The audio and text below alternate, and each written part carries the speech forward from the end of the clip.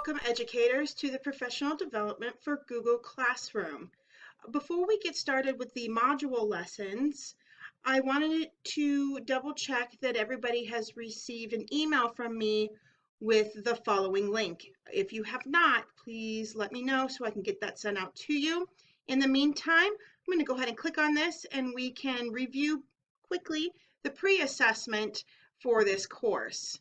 The purpose of this assessment is for me to gauge your knowledge level of Google Classroom that guides our training. When you take a look at this pre-assessment, the first question is asking if you have any experience using any Google apps, so Docs, Slides, or Sheets. The second question is asking if you've ever accessed Google Classroom before, whether to use it professionally or experiment with it.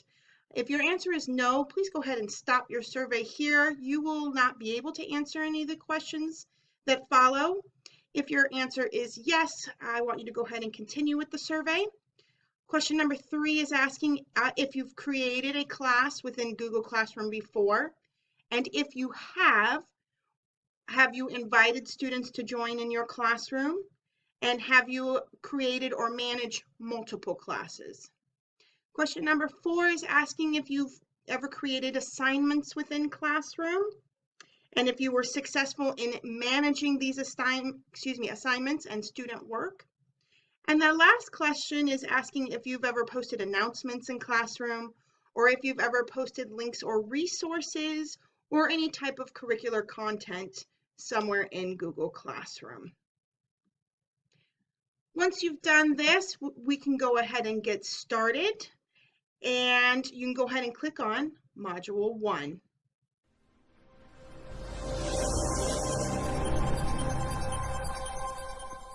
Welcome educators to Module 1 of the Professional Development for Google Classroom. Our objectives for this module include: educators will be able to create a Google account. Educators will be able to log into their Google Classroom. Educators will be able to create a personalized Google Classroom. And educators will be able to invite students to log in to Google Classroom. So let's go ahead and get started. The first thing you're going to want to do is make sure that you have a Gmail account. In order to do that, you're going to want to go ahead and click on your Chrome icon, either down here in your taskbar or saved as an icon on your desktop. Once you click on that, this is the screen that will pop up for you. You'll want to come up here to the right where it says Gmail and click on there. Oh, I already have an account, so I'm going to click through real quick to show you the process. If you do not have an account and you click on that Gmail button, this is what will pop up, but this box will be empty. And you will want to come down here and click on Create Account. You will fill in the information and click Next, and Google will create that Gmail for you. I'm going to go ahead and back up and sign into my account so that I can begin to show you how to create your Google Classroom.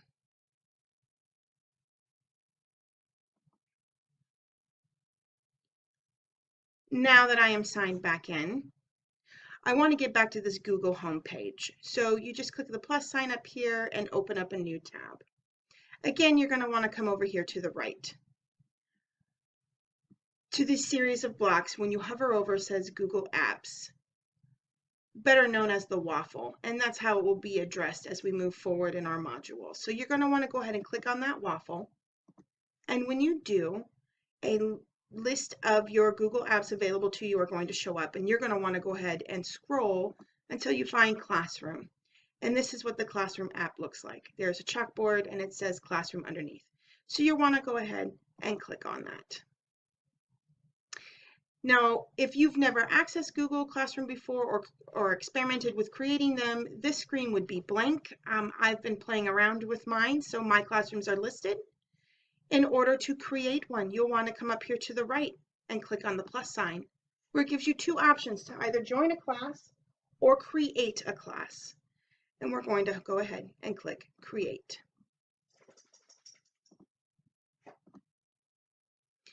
Here you get to name the classroom, whatever it is that you would like to name it. I am a science teacher, so my classrooms are all listed as Mrs. Lowry's science class. If you are departmentalized at the elementary level or in the middle or high schools, you can put in here the section. Where I work, we call them cores, and I have 3 of them. So the one I'm creating now is core 3 because I already have core 1 and 2. You may put in your core, your period, your time, however you reference it at work. The next line down is subject. I went ahead and put it up here, so I'm not going to list it twice. And then if you need to, you can go ahead and list the classroom number. I am in classroom 212. And then when you are satisfied with how this looks, you can go ahead and click create. And it will create the basic foundation of your Google Classroom. Now to personalize this, you can go ahead and go up here where it says select theme and click on that. And there are a whole host of backgrounds that you can choose from, or you may upload a photo of your choosing. But here is the basic foundation of what Google Classroom looks like. You should see the name that you listed for this classroom. I have the section up here too. It shows that this is for my core 3. You also have your class code, which you're going to need to invite your students in. And once all of that is there, you want to double check to make sure it's there. You'll come over here to people and click on that. Now you have 2 lines here. You have teachers and then you have students. This shows my name, yours will show yours. And then you want to come down here to students, and you can go ahead and click on this. Now there are 2 ways we can get students into your classroom. The first way is by clicking on here. If you are connected to your school's Wi-Fi, you should be able to put in your student names or emails. Their names will pop up and you click on invite and it sends that student an invitation to join your Google Classroom. You can also list this code right here, your classroom code. It's listed here, or if you go back to the stream, it's also listed here. You can post this on a smartboard, you can write it on a whiteboard, anywhere that it can be seen or viewed by your students. And what you'll want to do is have students log in to Google Classroom. They'll have a plus sign as well that they can click on, and they will want to click on Join Class. And this is where they would enter that class code and then go ahead and click Join, and they would be entered into your Google Classroom. To know that you have done this correctly, or to meet the requirements for the assessment of this particular module, you would want to go back to your people page, and as students join, they would be listed here, and you'll want to take a screenshot and send that to your evaluator. You'll know you've done this correctly when your screen looks like this. See, I have my teachers and my students in my particular classroom. There are 2 teachers listed. And then as my 2 students have joined here, their names have been listed. In order to screenshot this page, all you have to do is hit the print screen button. It'll save it to your clipboard, open up a Word document and paste it in there, and then you'll send it to your evaluator. In Module 2, we will be discussing how to share announcements, resource, and curricular content material, and how to create an assignment.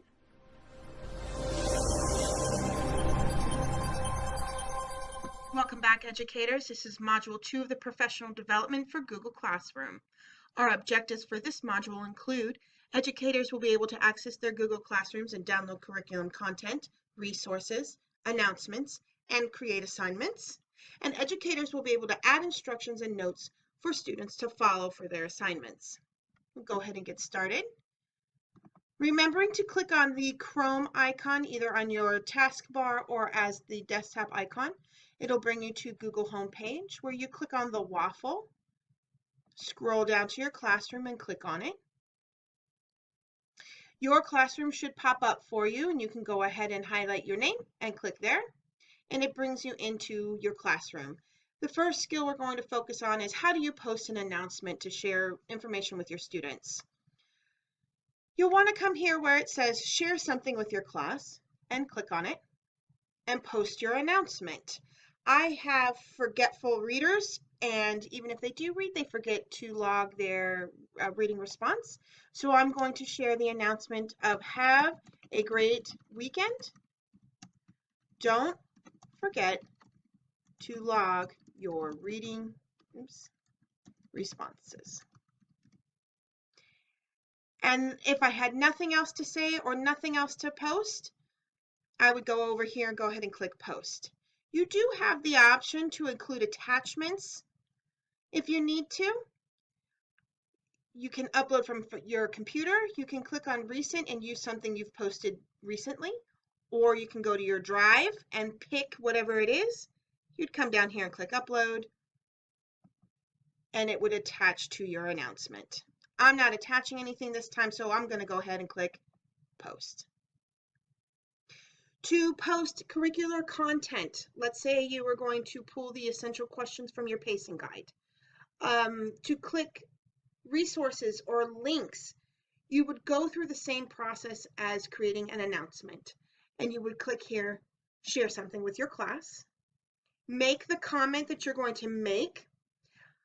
For this one, I want to post a pre-assessment for my students. So I'm going to say, make sure to take this pre-assessment before doing the chapter readings. I'm going to come down here. I already have it in my Google Drive, so I'm going to go ahead and click on the Drive button. I'm going to pick my pre-assessment and click Add, and it's going to add that document right here at the bottom. You also have the option to copy and paste links into here, or you could click on this triangle, which would take you to YouTube, and you could download a YouTube video in the announcements stream. For this particular announcement, I have everything I need, so I'm going to go ahead and click post. And this announcement is going to go right into the stream, just as the previous one did. For the assessment of creating announcements or posting links and resources, you would use the same process as we did in Module 1. You will want to screenshot this page, your stream, showing that you've posted announcements. When you do that correctly, it will look like this in your screenshot. You would open up that Microsoft document, paste it, and send it to your evaluator. The next skill I want to show you is how to create an assignment. So we're here on that main page. You want to come to the top where it says classwork and click there. This page should be empty. We haven't created any assignments before, so you're going to go ahead and come over here to the plus sign that says create. And for this module, all we're going to create is an assignment. Now you can title your assignment whatever it is that you need.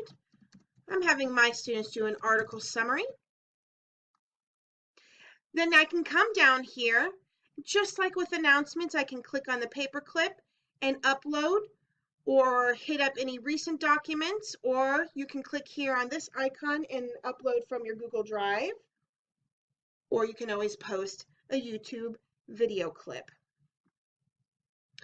Here I can leave very specific instructions for my students, or maybe just offer some notes if they need it. For my kids, I want to make sure they remember to include a reference page. And here I've left instructions for them. At the very bottom, before you assign this, you want to make sure that you have listed the point value for this assignment. The default is 100. You can go in there and change it to whatever you want it to be. If you'd like to have a due date for it, you would click on due date, come down here to the arrow and pick the day that it is due and go ahead and click on that. If you have a time The default's 11:59, but you can go in there and put any time you choose, and it will all show here. Once all of this is set the way you would like to have it, you can go ahead and click Assign. And here you will see your assignment. You can screenshot this page or that block right before you click Assign. It will look like this. You would paste it into your Microsoft document and send it off to your evaluator.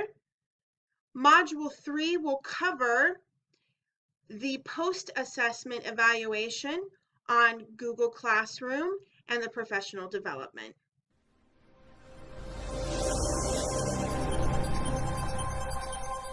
Welcome back, educators, to the third and final module for this professional development on Google Classroom.